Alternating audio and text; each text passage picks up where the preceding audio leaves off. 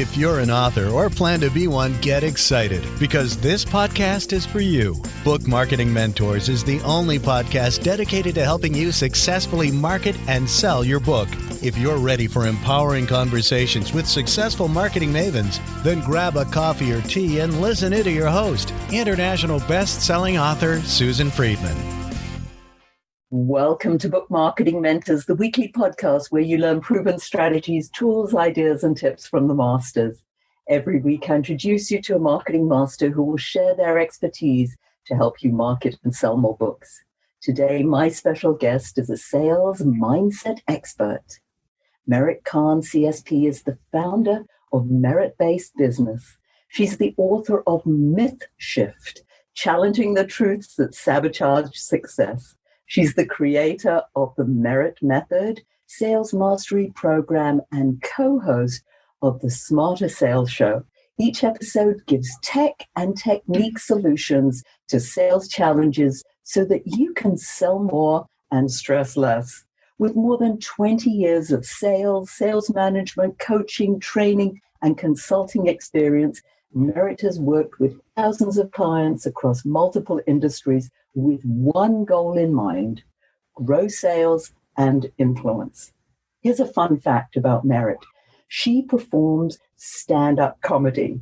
She wrote, produced, and performed a one-woman inspiring comedy show about her life called The Book of Merit that's currently airing on C-Suite TV. She's been quoted as being a cross between Daniel Coleman, Tony Robbins, and Ellen DeGeneres. Smart, inspiring, and funny. She's certified in emotional intelligence. She's a National Speaker Association colleague and a fellow certified speaking professional. Merit, what an absolute pleasure it is to welcome you to the show, and thank you for being this week's guest expert and mentor. Thanks for having me, Susan. Sales mindset. We are going to drill down into that one because I know how important it is for our authors to really understand this whole concept, because we talk about sales, we talk about marketing, we talk about sales mindset, marketing mindset. It sort of all gets woven into one. But yet there is a distinct difference between sales and marketing. Let's start there and understand what that is so that we're sort of all singing from the same hymn book. That's a great place to start, Susan. I get that question all the time. I think it really boils down to this. Marketing is everything that happens before you're in a conversation. Once you're in a conversation, you have begun the sales process. And it really is that simple.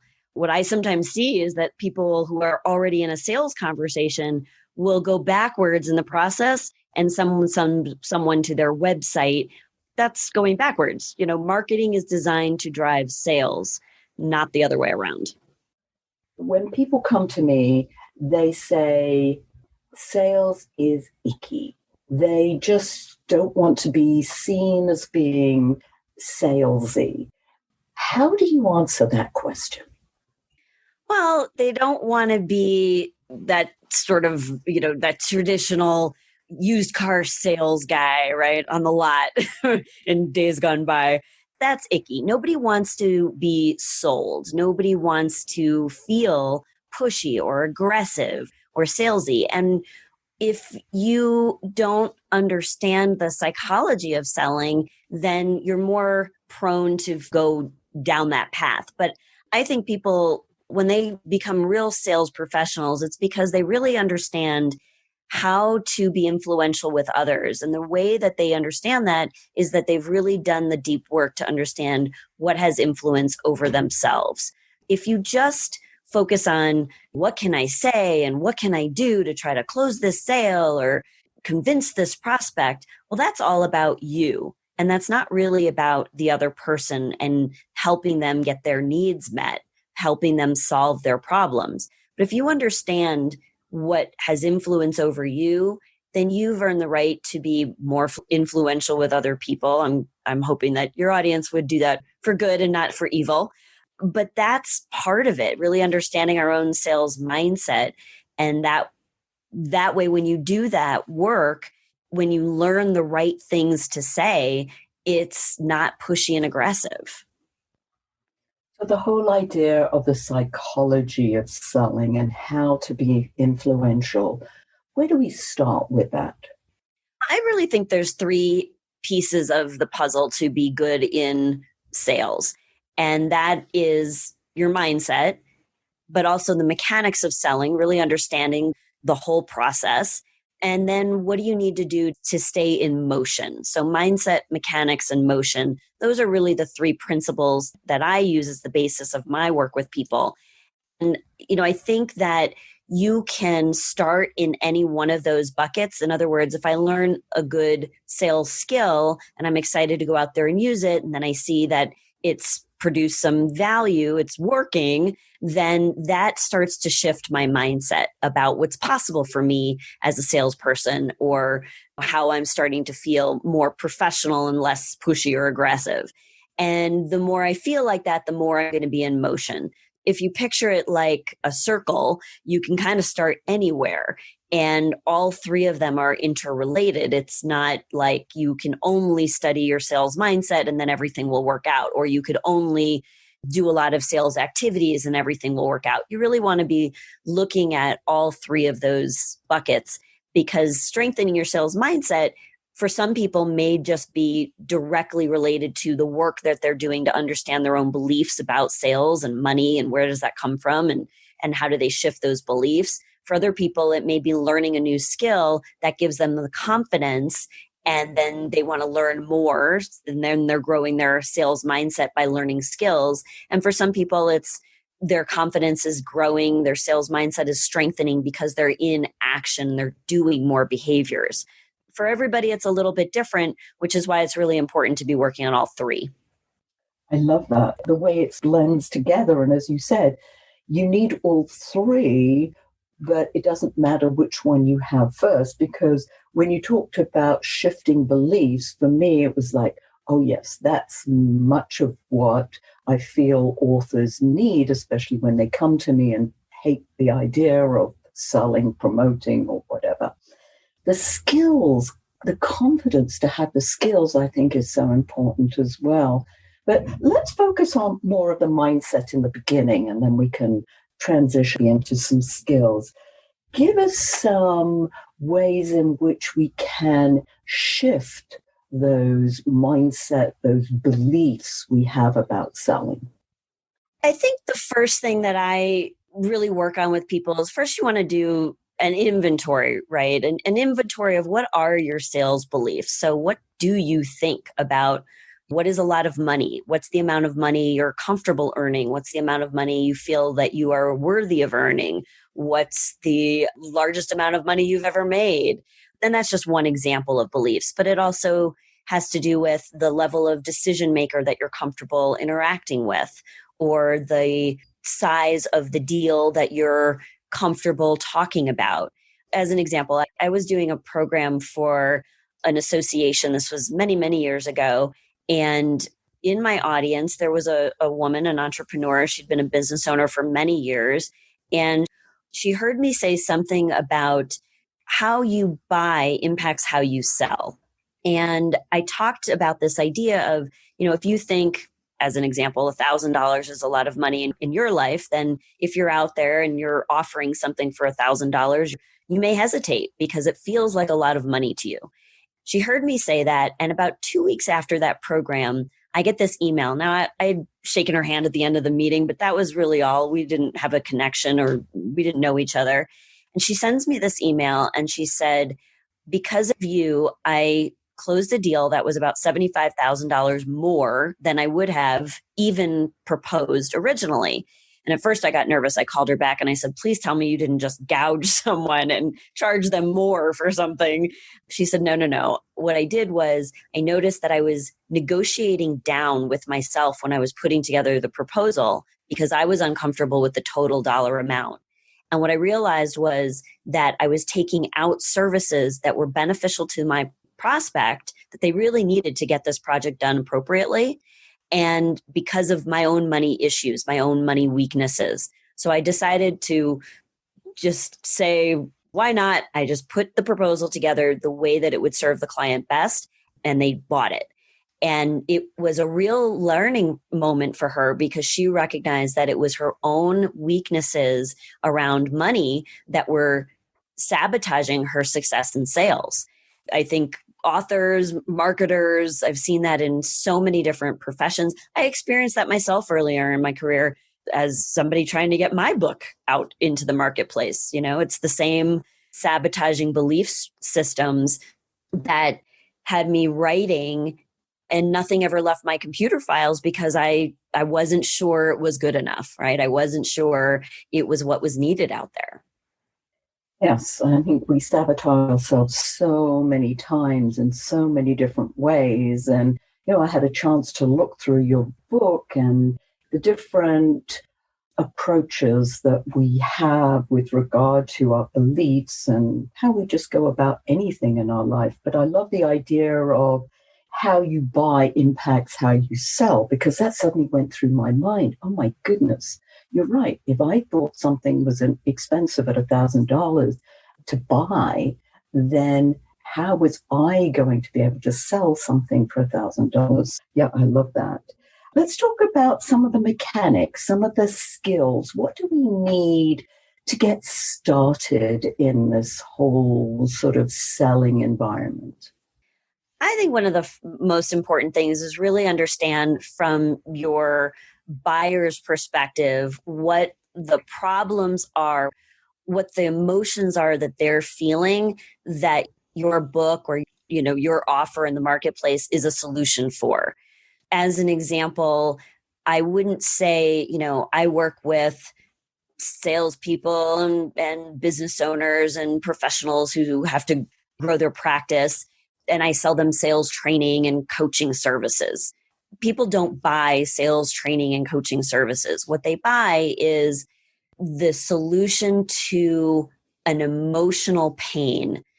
What I would say to somebody is, what I do is I work with salespeople, professionals, business owners, entrepreneurs. They're great at what they do, but they're so frustrated because it should be so much easier to do business than it is. It should be so much easier to attract new clients, to get more referral business. When I say it like that, I'm really not saying anything about how I work. I'm really talking about what it is that people would identify in themselves that would trigger for them. I'm intrigued. I'd like to talk to her more. There's something I can learn here. There's something she can help me with. I think that's a really important thing, especially for authors, because we have so many opportunities to do that on the book jacket itself, right? On the back of the book, or when you're asking people for your testimonials and your endorsements in their quotes. You want to really think about and be deliberate about the emotions that those quotes would evoke in a potential buyer of your book. And I think that is the same for all of the messaging that we would put on our websites and in our social media posts about why people really get value from this book. It has nothing to do with really how you fix the problem. It's, focus on what is the emotion of the reader who's going to purchase this book. How do I connect with what they're going through right now that this book is going to be a solution for? Yes, and a solution to that emotional pain. It's interesting because I say, for instance, most nonfiction authors struggle to get known and paid for their expertise, and I help them get the recognition and income they deserve. It's that focusing on the struggle, the pain that I know many authors have to get recognized for what they want to be recognized for. So yes, that's so important. Because I can identify with that. I can say, I am so frustrated. I should have more recognition for all this expertise. And so there's a frustration and there's there's just like and that's what you want to speak to. Yes, it's that feeling, yes. As you said, it's sort of visceral. Yeah, exactly. That's when you know you got it. You nailed it. Let's talk about mistakes, Mara. I know that there've got to be 1,001 mistakes when it comes to sales and marketing. Share a few of the common ones with us. Where do I even start? I'll just go vulnerable with your audience here today and just share. When I published my book in 2016, it was actually the third book I had written, but the only one that made it into the light of day. So I would say the biggest mistake that I made was thinking that I didn't have something worthwhile enough, that I was waiting for. It was the perfection trap, right? So it was waiting for it to be perfect and ready. I think what happened for me to get myself out of that cycle, I literally sent an editor all three versions of this book that I had written. And I wrote them different times in my life and different things were going on. It was all about sales mindset, but they were all just different versions of the me that wrote at that time.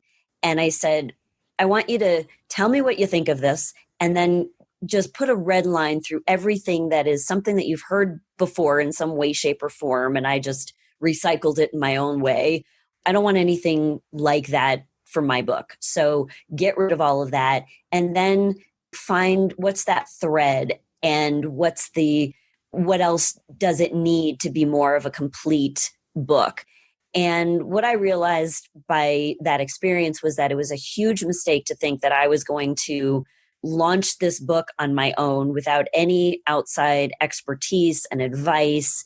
It took way too long. And frankly, it didn't even happen.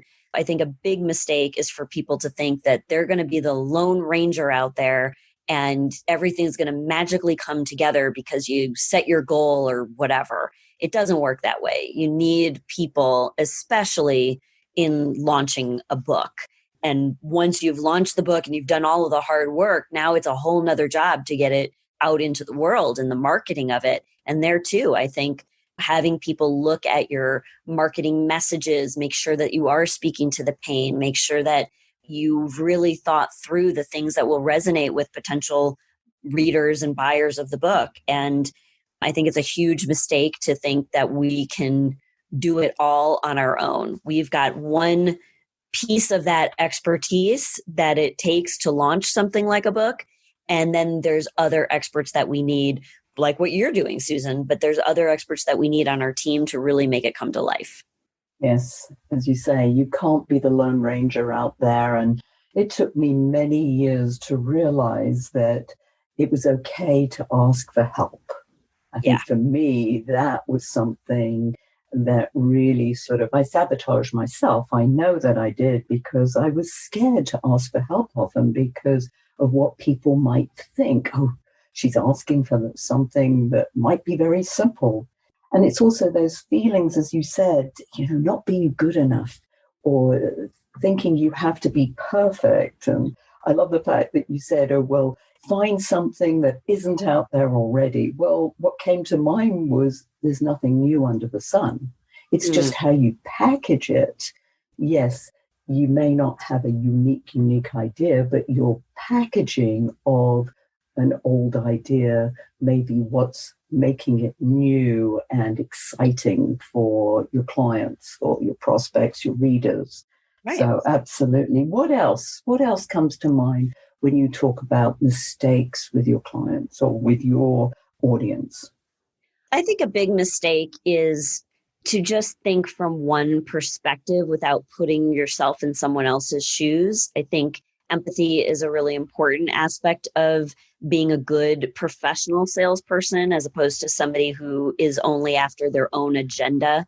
And if I'm just about making my goals and my numbers at the expense of anyone else's needs or solving real problems, then it's really going to be a short-term success, if it's a success at all. And so I think a real strategy and a real strength for professional salespeople and people who approach whatever they're offering in the marketplace as a professional would is to really understand their audience, understand their readers, understand the marketplace and the solutions that they provide. So I think that doing that work is really important to make sure that what you're offering does have value. And it's paying attention to the marketplace too. For example, right now, as we're recording this, we're dealing with the pandemic and business has changed dramatically overnight, really literally. And so there were things that I offered in my business. Like one of the things that I do is I help companies with tools to help them make better decisions about the salespeople that they would be bringing into their organization with screening tests and different things like that. And overnight, it was a less important offer. There were other things that I do that were more relevant in marketplace right now. I'm not in an argument with reality. And so I just said, okay, let's just take this other offer off the table because it's not serving people in this marketplace the way that it would in other times. And it's confusing. It's confusing in the marketplace. It's just not needed right now. So I would just encourage people, when you think about all the things that you're selling and the ways that you're going to market and all of your social media messaging, just make sure that you're in tune with what is happening in the current environment and taking a look at how do you need to shift those messages or your offers so that they're appropriate now. And when people don't do that work, that's a huge mistake. It can actually damage your brand. If you're marketing in the same way that you did 2 months ago and you're in this global pandemic, well, people will look at you and go, do they have any idea of what's going on in the world right now? This is just an obvious, easy example, but this has happened many times without a global pandemic. It's just having an awareness of what people are really dealing with, what's happening in the marketplace. Why is your offer more important now than ever or unimportant and inappropriate now?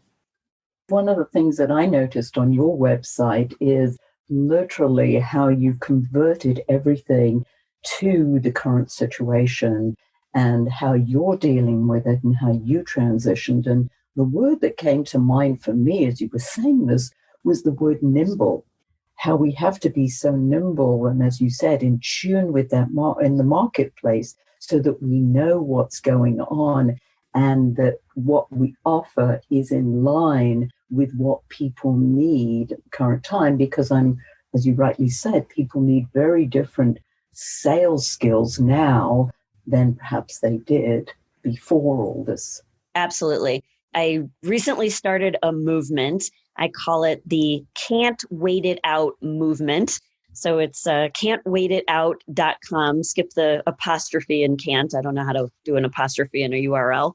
But it was a response to the marketplace. First of all, one of my main revenue streams in my business model is as a professional speaker. I earn a living speaking on stages for large audiences. From those audiences come coaching clients, consulting projects, and other things. So if that revenue stream and that marketing stream is all of a sudden cut off, I have to really look at my business model. And there's a concept I use with my clients, and I call it redeciding. And I talk about it in my book. And, it's redeciding is very different from changing your mind or flip-flopping or being wishy-washy. Redeciding is about taking a look at the information that's around you and allowing it to inform you to make a new decision based on new information. There's so many different examples I could give you around that, but I had to actually, and what I'm doing with this movement, with the can'twaitit.out.com, I'm inviting people in to take a peek behind the curtain to see how somebody who's been training other people to do this for 20 plus years is actually doing it for herself. And that's me. I am taking people on a journey. I'm being raw and authentic. I'm doing podcasts and audio messages, and I'm showing people how exactly I changed my messaging. I've changed my business model. Like, I don't know when large audiences and conferences are coming back. It might be 2 years. And I'm a very optimistic person, but I'm not in an argument with reality. As I'm going through that process of putting into practice everything that I've been teaching for 20 years, I think it's valuable to, invite people along that journey with me so that you can see, here's what my website and my LinkedIn banner and my post looked like pre-pandemic. This is what I was out there offering. This is why it was relevant in that world. And overnight, here's how I pivoted. Here's how I I changed my messaging. I changed my offers. I really looked at what was appropriate and inappropriate from my clients and prospects' perspective.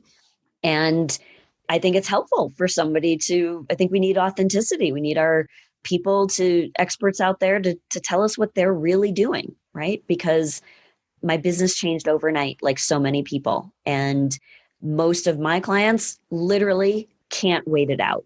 They need to find a way. They can't wait until the government opens things up or anything. And I could apply that to what is the this in your life? Can't wait this out. Can't wait this marriage that isn't supporting me. Can't wait this financial situation that I'm in. Got to change it. Can't wait this health issue out. Got to take control and get on top of things. So whatever this is for you, right now we're all dealing with a very common situation, but forever, the can't wait this out, whatever this is for you, it's time to get in action. And that's what people want from me right now is just tell me what to say and what I should be doing, as opposed to teaching me the theory about sales and sales psychology. People don't have time for that right now. They just need to know what works. What works? Yes. What works? That's sort of like the magic button at the moment we've got to press. But you're right, the authenticity is so important. And you see this more than ever now. Every time you turn on the television, people are broadcasting from their own environment. You see somebody's office, you see their staircase, you see their hallway. They're letting you into their homes, and that's very personal. And I think you've got to be authentic in that situation. If our listeners wanted to find out more about you, what you offer, tell us how. Well, there's a few different ways. My main business website is meritbasedbusiness.com. And there's plenty of links on there to get you in touch with me. My email is merit@meritbasedbusiness.com.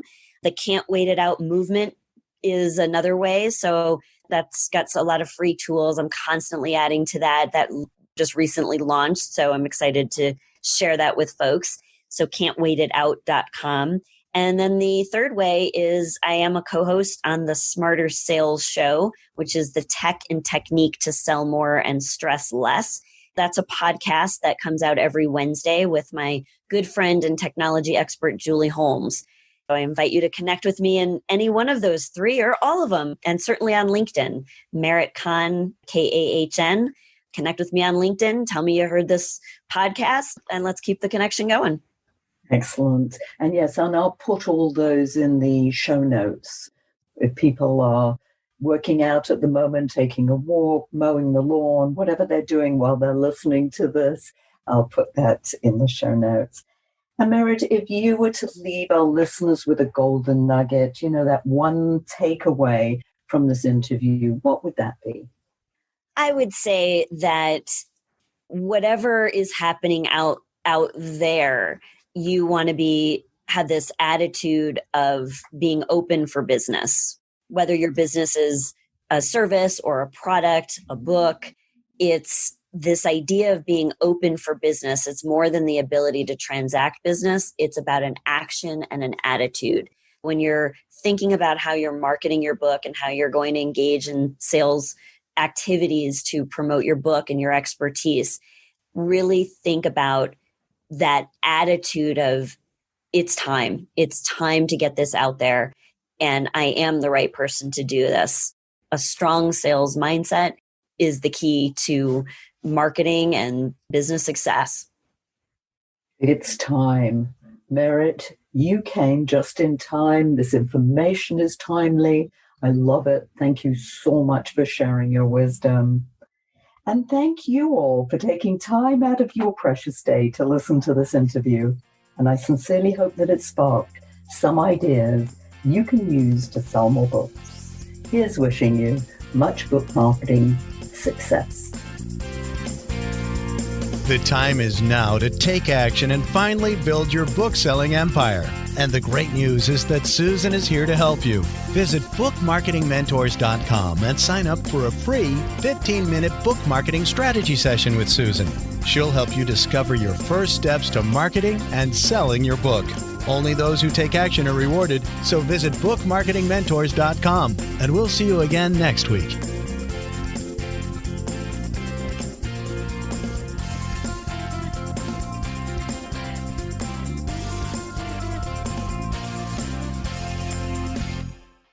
This podcast is a part of the C-Suite Radio Network.